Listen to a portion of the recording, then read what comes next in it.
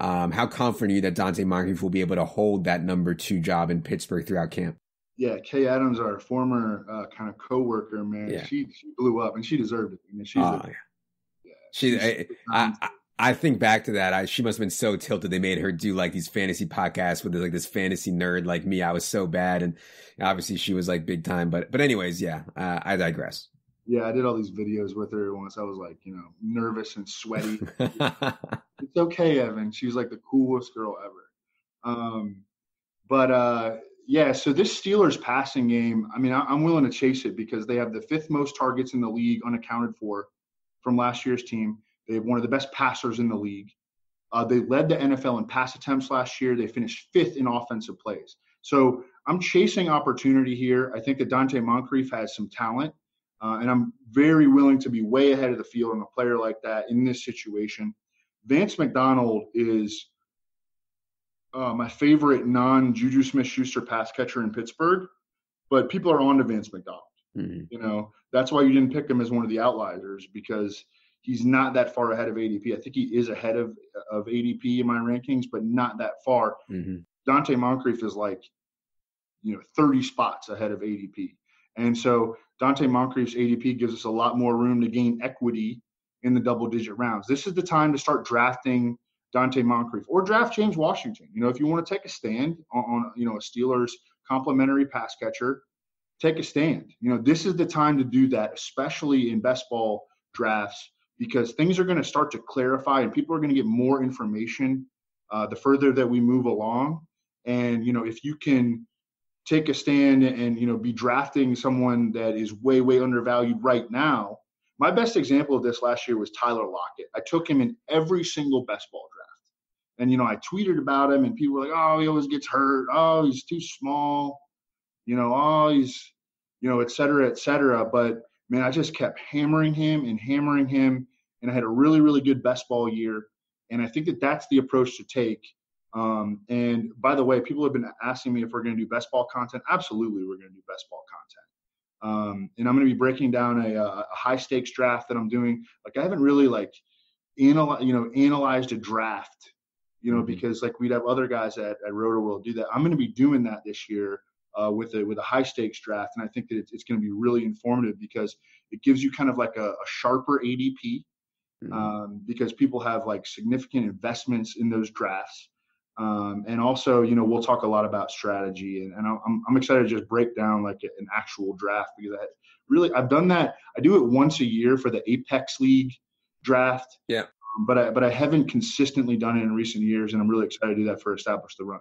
Yeah. I also want to get us into a high stakes season long league. I think that'll be fun. If anybody out there has something high stakes that Evan and I can draft a team in, I think that would be cool, and let the hashtag fans follow along. Okay. We are going to move to our 9th guy on the list here. And this is one of my favorite guys just in general. Obviously I'm biased towards Penn State, but man, Deshaun Hamilton seems like a good dude. And I think a really good player too. You have him 102nd in your top 150. His ADP is almost free right now, 155.8. I talked to Matt Harmon yesterday and he was very adamant that Deshaun Hamilton is clearly ahead of Courtland Sutton from a route running perspective, from just being a better player perspective. And I think Joe Flacco and the Broncos will agree. I feel like Deshaun Hamilton is stealing money at his current ADP, 155.8, Evan. Yeah, Penn State's all-time leader in catches and receiving yards. Rare 4-year starter at Penn State. Above average athlete, 63rd percentile spark. He's going to be the Broncos slot receiver this year. And when he came on strong last year, he had 25 catches over the Broncos' last 4 games. So that's like 100 catch pace. I don't think he's going to get to 100 catches, but I think he might get like 75 or 80. And a bet on Deshaun Hamilton is a bet against Emmanuel Sanders. And I think that that's a smart bet because Emmanuel Sanders coming off a late season torn Achilles at age 32. Go back and look at Joe Flacco's history. Derek Mason was Joe Flacco's first ever number 1 receiver with the Ravens. And I think that Deshaun Hamilton's skill set is very similar to Derek Mason's. Not super fast, not super big, but he's got great hands. He runs good routes. He gets open. He's a technician. And I think that he's a guy that Joe Flacco is just going to develop comfort throwing the ball to. and I love him in PPR leagues. I'm not expecting a 1,000-yard season necessarily. I'm not expecting 8 or 9 touchdowns. But for how cheap he is, I think he's a great pick as like a wide receiver 5 in PPR who has a chance to produce as a wide receiver 2/3 in PPR. Yeah, I mean, I've seen these tweets. Emmanuel Sanders says he's on track. Emmanuel Sanders says he's going to play this year. Come on, man. I mean, this is one of the worst injuries that guy can possibly have. You could already make an argument he was nearing the downside of his career.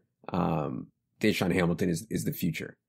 All right, last guy we're going to hit on today is interesting.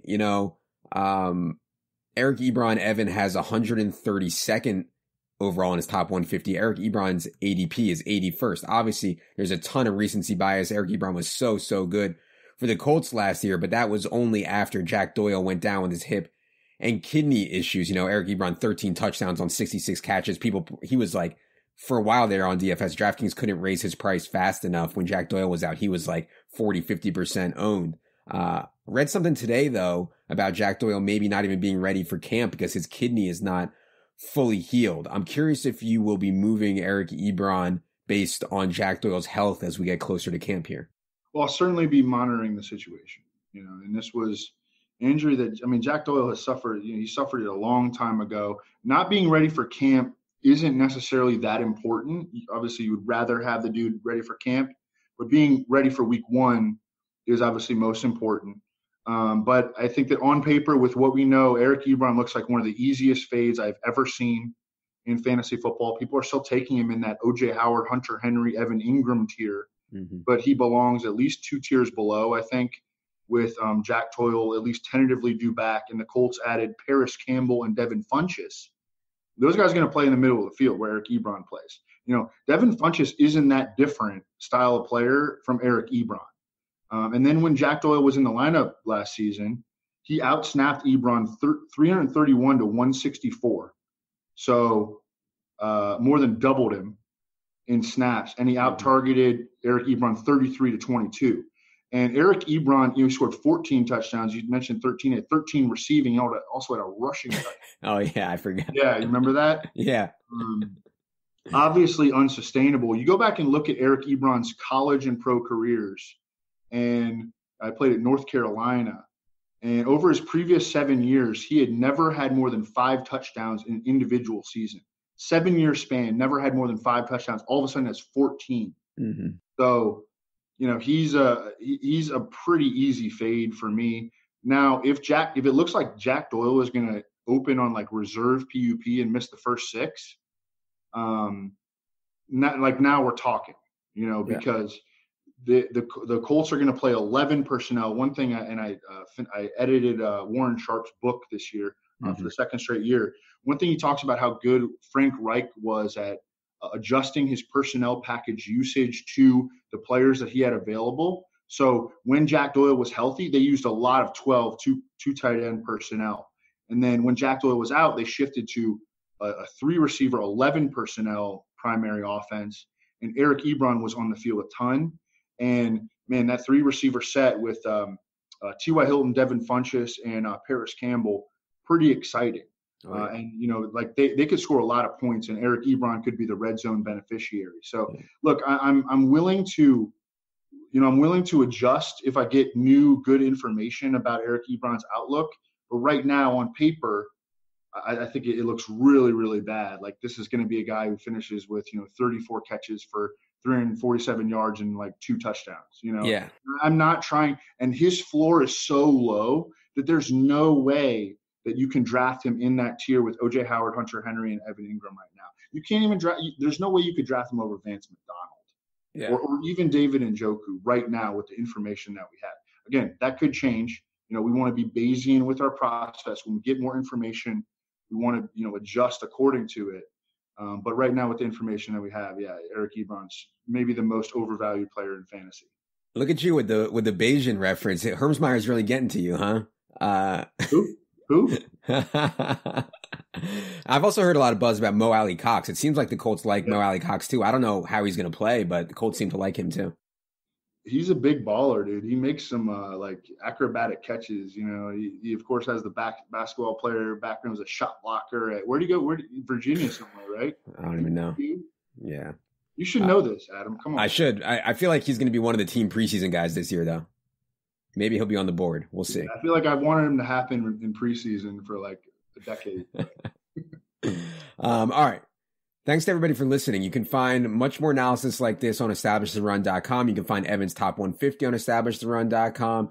You can find his dynasty rankings. You can find his team by team previews, et cetera, et cetera. You can find more and more content. We'll have preseason DFS coming up here soon.